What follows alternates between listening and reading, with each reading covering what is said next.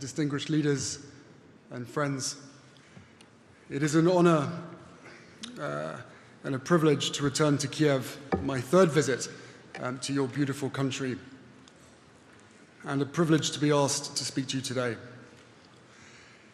Each time I return, I feel something that is difficult to describe, but it is impossible to ignore. It is a sense of clarity.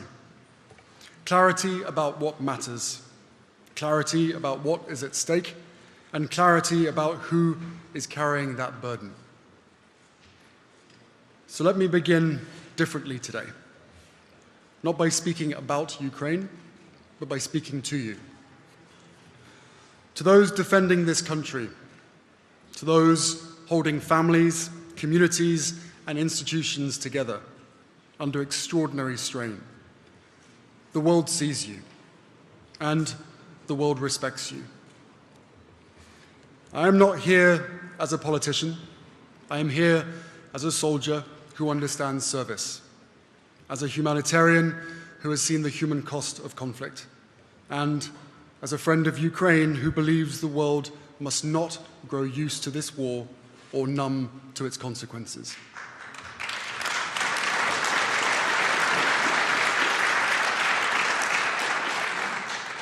Because what is happening here is not simply a war about territory.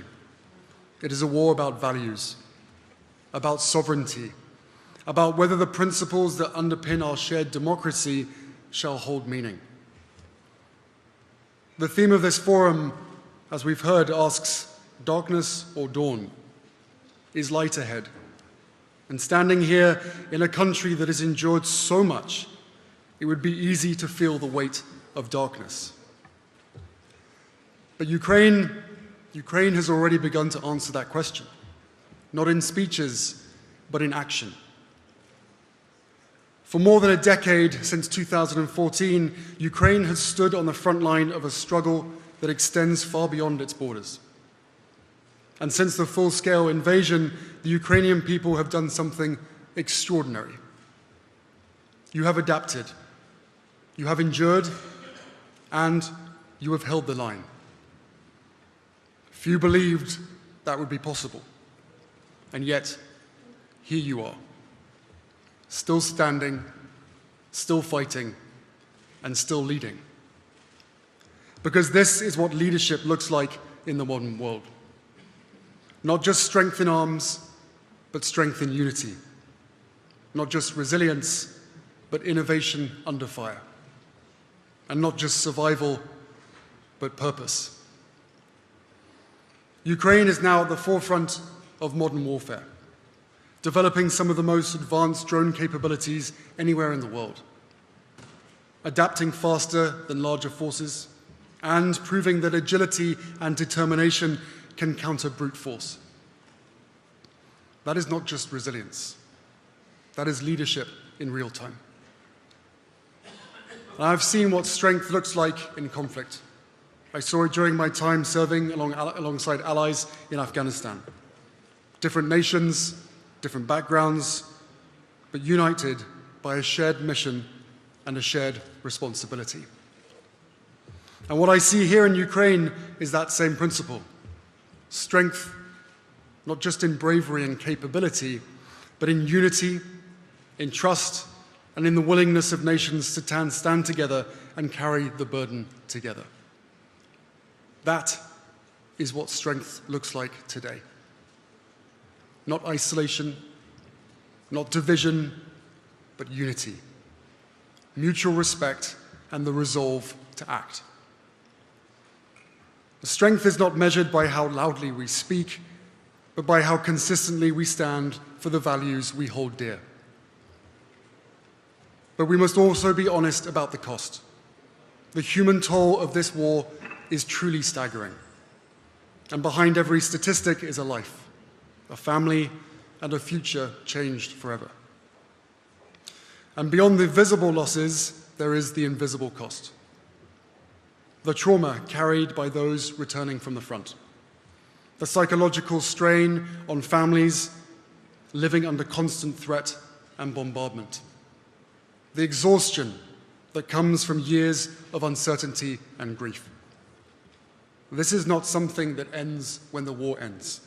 It is something that must be recognized and supported for years to come. Because war is not only fought on the battlefield, it is fought in the mind, through disinformation, through fatigue, and through the slow erosion of hope. Psychological warfare designed to divide. And there are those on the front lines who know exactly what is at stake, and those at home who are exhausted, and understandably so. And that tension is very real. And yet, Ukraine continues to hold together, and hold together you must. I have seen this nation's resilience firsthand through members of the Invictus community, Ukrainian servicemen and women who have faced unimaginable challenges and continue to lead with strength, dignity, and purpose. For those Ukrainians that by day are keeping the economy and the country going, and by night are under bombardment, your service, your courage, and the dedication to your country is recognized and appreciated more than you will ever know. Now, across the world, many are angry, rightly so. Many are scared, understandably so. And many of us disagree on politics. And most of us will agree that there's a lot to fix to bring us back to the middle. So, when some are striving to dismantle democracy, the many should continue to speak up, to be heard, to be counted, and to be the loudest voice, choosing life and freedom. For we know there can be devastating consequences of silence, delay, and lack of accountability.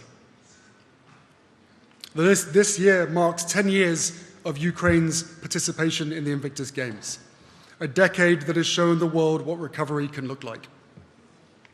And not just physical recovery, but the rebuilding of identity, of confidence, and of hope.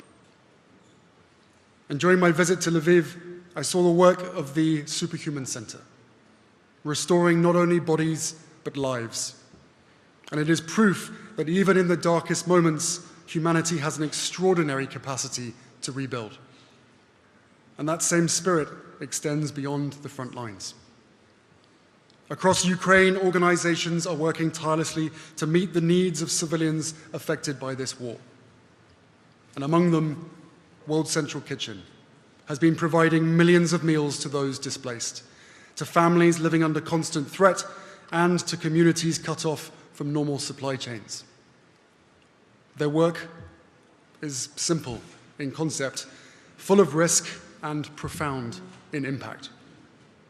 Because in the middle of conflict, a hot meal is not just sustenance. It is survival. It is dignity. It is a reminder that people have not been forgotten. That is what light looks like, even in the darkest places.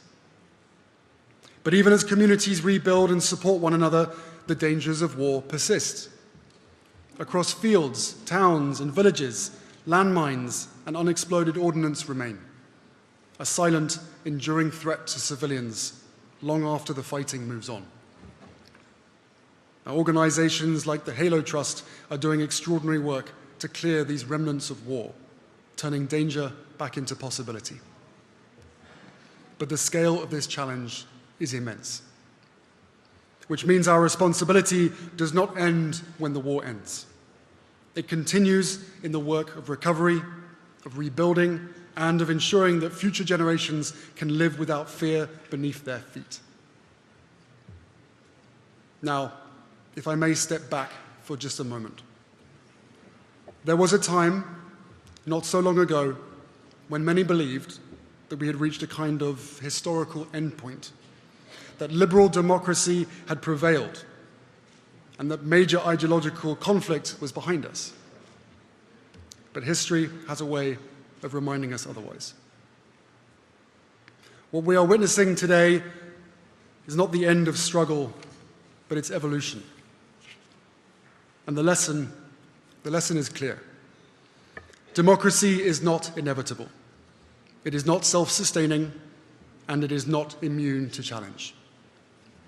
It must be defended, actively, consistently, and collectively. And that is why Ukraine matters so deeply.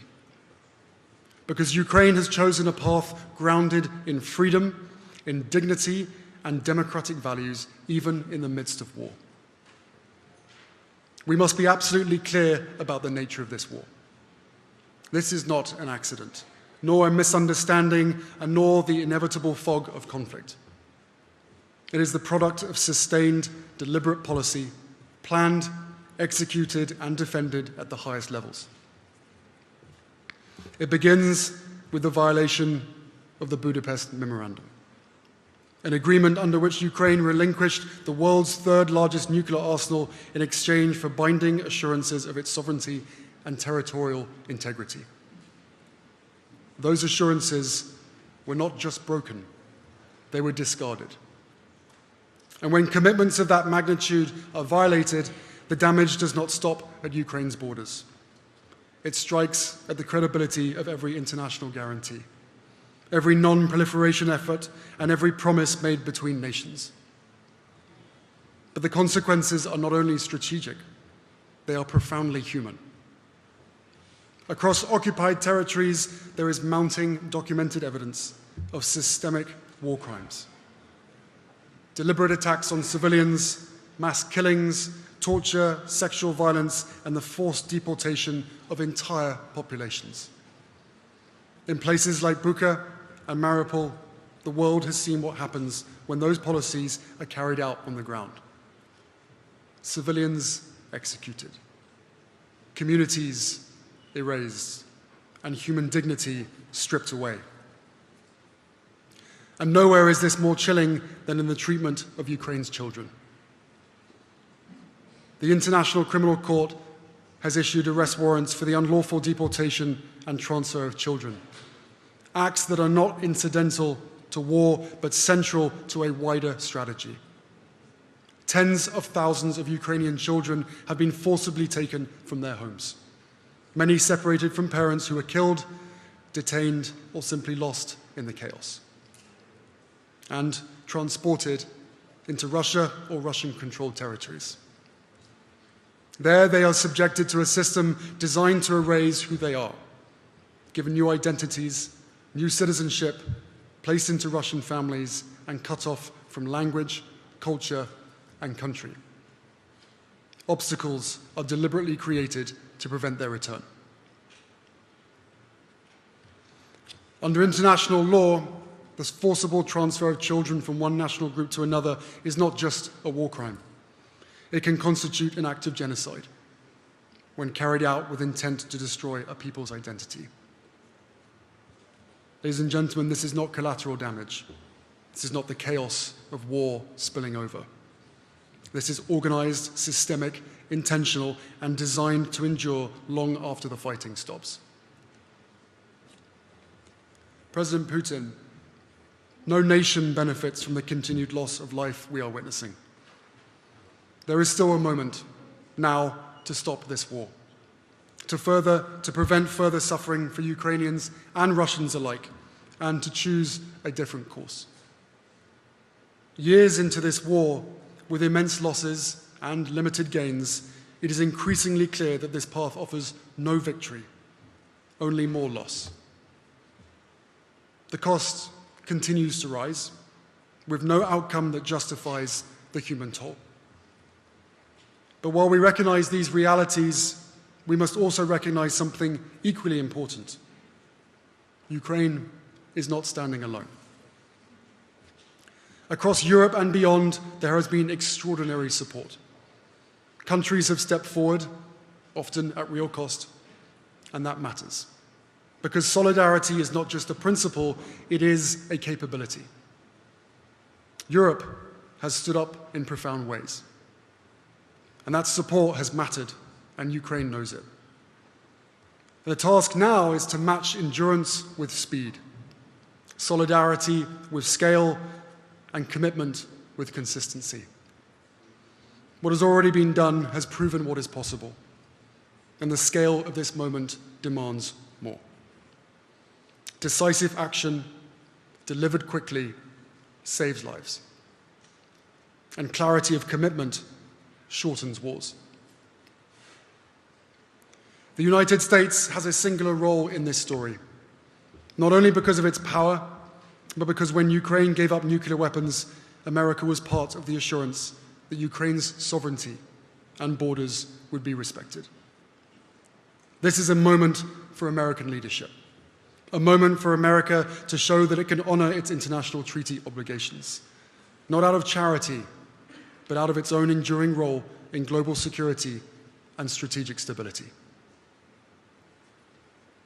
Respect. Ukraine has earned the respect of the world. Through its leadership,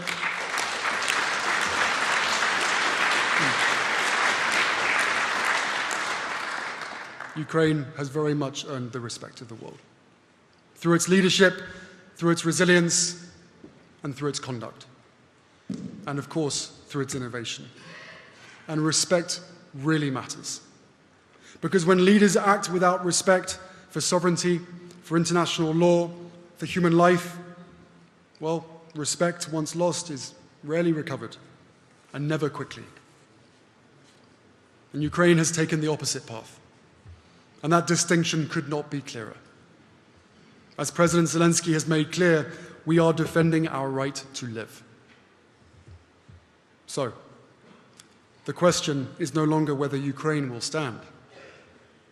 You have already answered that. The question is, will the rest of the world match your resolve? Because one day soon, this war will end. And history will not ask what we said, it will ask what we did. Who acted? Who stepped forward? And who chose courage over caution? Ukraine has already given its answer. Now is the time for the rest of us to give ours. Thank you. Slava Ukraini.